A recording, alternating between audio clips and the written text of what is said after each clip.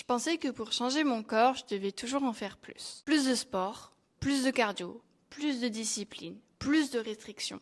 Et pourtant, le jour où mon corps a commencé vraiment à changer, je faisais beaucoup moins. Et je vais te montrer exactement ce que j'ai arrêté et je pense que certaines choses vont aussi vraiment pouvoir te surprendre. Donc, la première chose que j'ai arrêté, c'est de compter chaque calorie. En fait, pendant des années, je mangeais avec une calculatrice dans la tête, c'est-à-dire que chaque repas devenait une décision, chaque sortie devenait un stress et aujourd'hui, je ne compte plus rien sauf pour faire des gâteaux. Et paradoxalement, je mange beaucoup mieux. Le deuxième point, c'est chercher le complément miracle. J'avais un tiroir entier, magnésium, brûleur, drainant, probiotiques, nouveautés, bref. À chaque fois, je pensais avoir trouvé la solution. Sauf qu'en réalité, je cherchais un raccourci.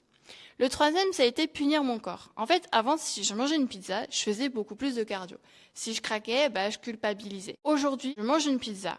Et le lendemain, je reprends simplement ma routine, sans compensation, sans culpabilité. Et ça a été vraiment game changer. Ensuite, c'est ignorer ma fatigue. Je pensais que les personnes qui étaient disciplinées, finalement, passaient au-dessus. Ok, je suis fatiguée, c'est pas grave, je vais quand même aller au bout. Aujourd'hui, si mon corps me dit qu'il est épuisé, je l'écoute, je ralentis.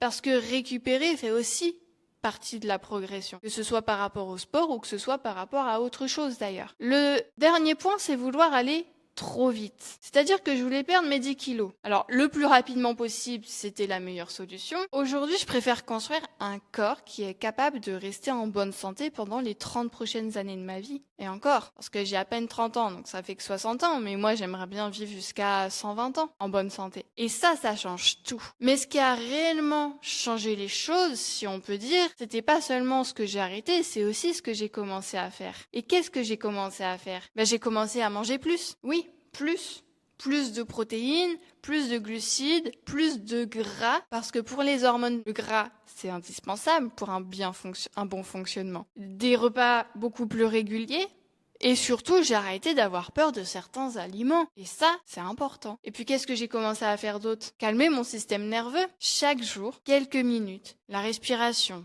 de la marche, de ralentir, de dormir, de créer finalement de la sécurité. Ça paraît simple. Ça paraît tellement simple que les gens, ils disent non mais ça, on m'a dit de le faire, mais moi je me dis ça sert à rien. Mais c'est probablement ce qui a eu le plus d'impact sur moi et sur mon corps. J'ai aussi appris à dire non. Ça a été, je pense, le plus challengeant pour moi. Mais apprendre à mieux m'entourer, à arrêter de vouloir tout contrôler dans ma vie, dans le business, dans tout, à accepter que mon corps ne changera jamais dans un environnement où il se sent constamment en danger. En fait, pendant des années, j'ai essayé de réparer mon corps. Et ça m'a pris tellement d'énergie, tellement de temps. Et aujourd'hui, je comprends que, il était pas cassé, ce corps. Il faisait exactement ce qu'il croyait devoir faire, c'est-à-dire me protéger. Et le jour où j'ai arrêté de me battre, il a commencé, enfin, à changer. Donc si tu veux découvrir la première étape qui m'a permis de sortir de ce mode survie, j'ai créé un protocole qui est gratuit.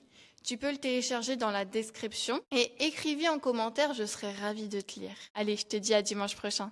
Salut!